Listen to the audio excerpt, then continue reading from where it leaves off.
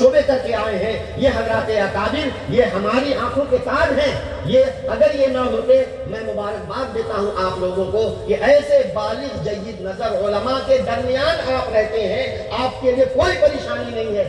فَاسْأَلُوا أَهْلَ الذِّكْرِ إِن كُنتُمْ لَا تَعْلَمُونَ. تمہیں اللہ یہ کہتا ہے کہ اگر تمہیں حقیقت حال کا علم نہیں ہے تو جن لوگوں کو علم ہے ان سے پوچھ لو, ان سے پوچھ لو. وہ لوگ ہیں نئے نوجوان قسم کے جو کسی ایسے ہی چلتے ہوئے دارالفتہ سے افتہ کر کے آتے مفتی صاحب کہلانے لگے, تبلیغ میں لگنے لگے, بہت ان کو سر پر اٹھایا جاتا ہے. ارے بھائی ابھی ان بیچاروں کا کیا علم ہے؟ علم تو ان حضرات کا ہے جنہوں نے اپنی پوری زندگی تعلیم و تعلم میں کھپا دی ہے. ان کا علم راسخ ہے, ان کا علم پختہ ہے. یہ امت کے سرد اور گرم کو دیکھے ہوئے ہیں, یہ مجھے ہوئے تجربہ کار ہیں.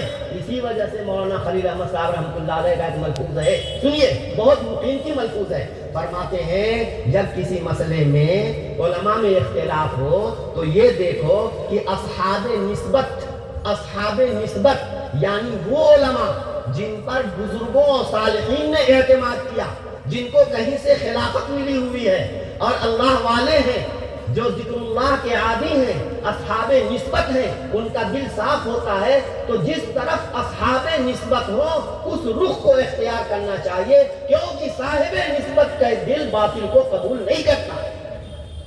صاحب نسبت کا دل باطل کو قبول نہیں کرتا. یہ بڑی اہم چیز ہے.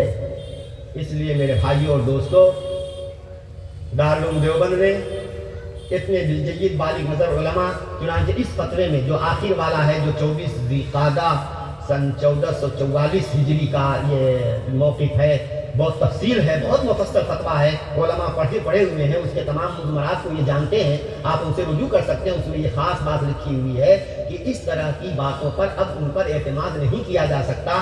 آپ اپنے مقامی علماء سے رجوع کر کے تب اس کے بعد جو ہے کسی بات پر عمل کیا کریں. لہذا اگر دارالعلوم دیوبند اور یہ علماء کسی مشہور کسی وقت کی مخصوص شخصیت کے تعلق سے اگر وہ بے چین اور مضطرب ہیں اور ناحق نہیں ہوں گے, یقیناً یہ اللہ والے ہیں, ان کے پاس نور الہی ہے, ان کے دل صاف ستھرے ہیں, یہ امت کے لیے خیر خواہ ہیں. لہذا میرے بھائیوں, اگر ان کے دل میں کوئی بات وارد ہو رہی ہے تو یہ من جانب اللہ سمجھا جائے گا, اور اس پر اعتماد کرنا امت مسلمہ کی ذمہ داری ہے.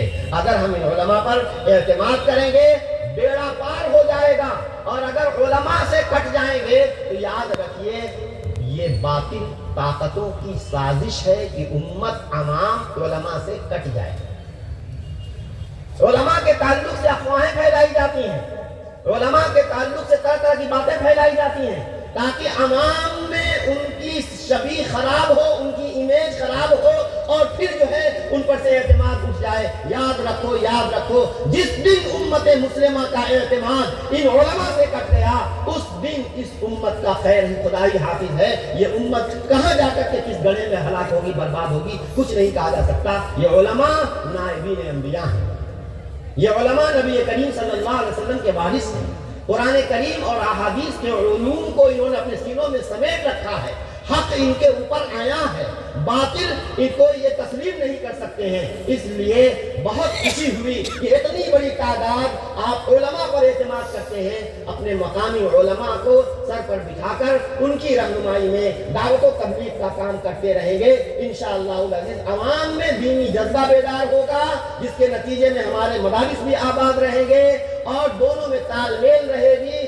اور یہ پہیا جو ہے 2 پہیوں کی یہ گاڑی بلکہ 4 پہیوں کی یہ گاڑی بالکل شان سے چلتی رہے گی. اور جس دن علماء سے عوام کٹ جائیں گے اور عوام سمجھیں گے جو دعوت و تبلیغ کا کام کر رہے ہیں کہ اصل دین تو یہی ہے, اصل دین کا کام تو یہی ہے, مدارس میں جو ہو رہا ہے وہ تو صاحب ایک کاروبار ہے, وہ تو ایک دھندا ہے, وہ تو ایک تجارت ہے. اس طریقے کی باتیں بعض بڑوں کی جانب سے کہی جاتی ہے جس کی وجہ سے عوام کا دماغ خراب ہوتا ہے اور وہ کہتے ہیں کہ یہ مدارس والے ہمارے بچوں کا ستیہ ناش کرتے ہیں.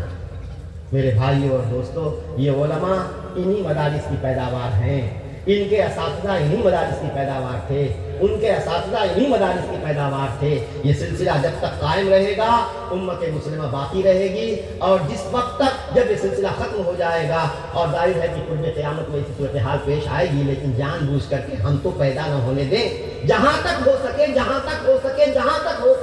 علماء پر مکمل اعتماد کریں اور ان کی رہنمائی میں اپنے دینی اور دنیاوی معاملات کو طے کریں۔ اللہ سبحانہ و تعالی ہم سب کو توفیق عطا فرمائے اور باطل کو سمجھنے کی ہمیں توفیق عطا فرمائے اور باطل سے دور رہنے کی توفیق عطا فرمائے۔ اسی لیے میرے آقا صلی اللہ علیہ وسلم کی معصوم دعاؤں میں تھا، اللہم ارنا الحق حقا وارزقنا اتباعہ وارنا الباطل باطلا وارزقنا اجتنابہ۔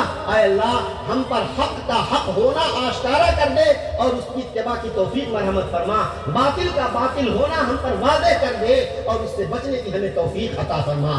اللہ کہنے والے کو بھی عمل کرنے کی توفیق عطا فرمائے، سننے والوں کو بھی عمل کرنے کی توفیق عطا فرمائے۔ خدا کرے آج کا یہ اجتماع ہمیشہ کے لیے بہت ہی سنگ میل ثابت ہو اور کارگر ثابت ہو۔ وآخر دعوانا الحمدللہ رب العالمین۔